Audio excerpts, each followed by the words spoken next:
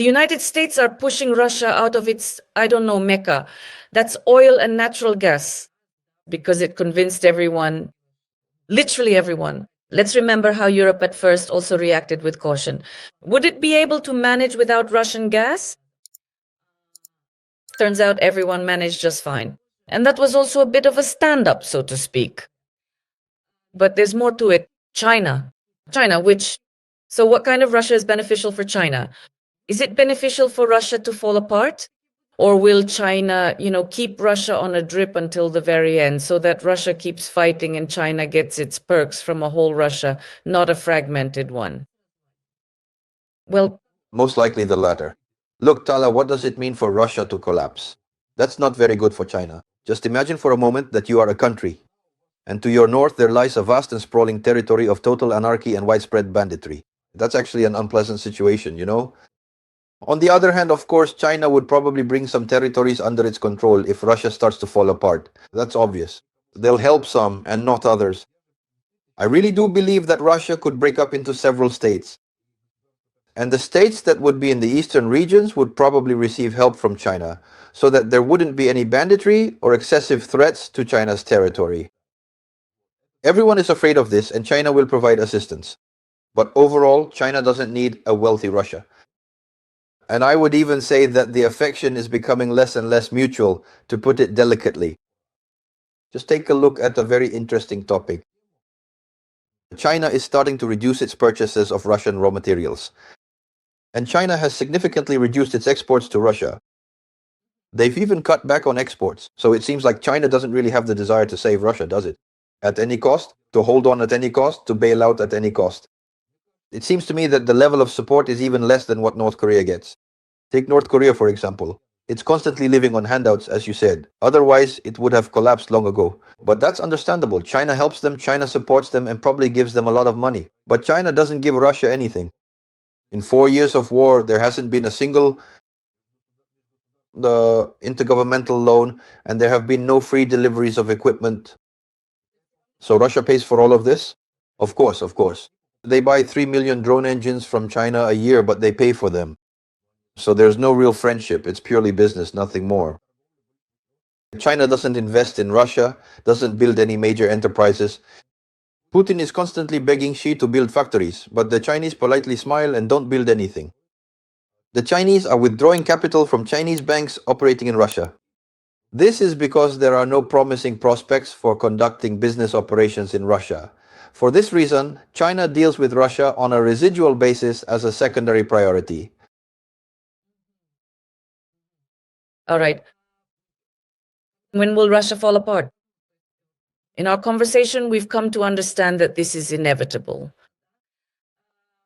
If everything is analytically correct. So I'm curious, into what parts, into what states will it split? And after all, Russia does indeed possess nuclear weapons. Well, look, Thailand, I'm not saying it's inevitable. I'm saying it's possible. All right, and the second option is also terrible. The country could be turned into a concentration camp. And then there won't be any collapse. I can't rule out that the country will be turned into a concentration camp with two modes of existence, a soft one and a harsh one. In the soft mode, it seems like you're free, but you only work for the state, receive a meager state salary, shop for goods in state-run retail stores at low state prices, stand in line for 2 hours in the cold for meat, but overall, you don't rebel because the only hand that feeds you is the state. That's North Korea. So this scenario is also quite possible. In that case, Russia won't fall apart. But there is a scenario of collapse, and in my opinion, it's quite understandable. It simply follows from the geographical map. If you take a close look at the geographical map of Russia, you will clearly see that almost everything, roughly speaking, located to the east of Astrakhan, consists of territories that have direct access to the world, effectively bypassing the city of Moscow and bypassing Western Europe. They access the world through Kazakhstan, Mongolia, and through China. In other words, they can basically exist without Moscow. And that's why everything referred to as the Eastern Volga are zones that could potentially separate. As for where the border will actually run, of course, I can't say. That will all be determined in practice. But to me, it's clear that there could be, at the very least, 3 such states in this eastern part.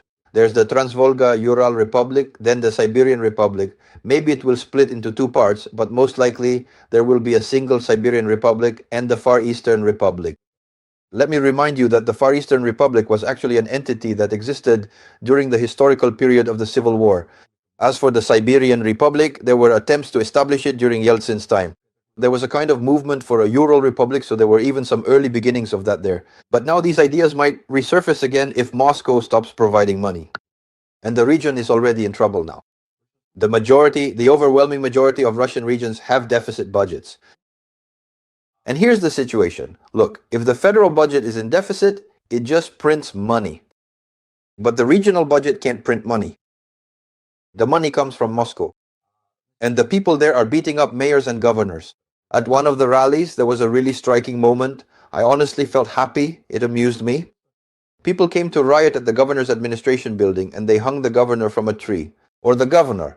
It was a cardboard figure with a photo of the governor's face glued on, but the people were already hinting that this is exactly the kind of thing they're openly discussing now. That's why the regional administration is in a much tougher position than Moscow. The protesters won't make it to Moscow, but they can reach the governor's administration.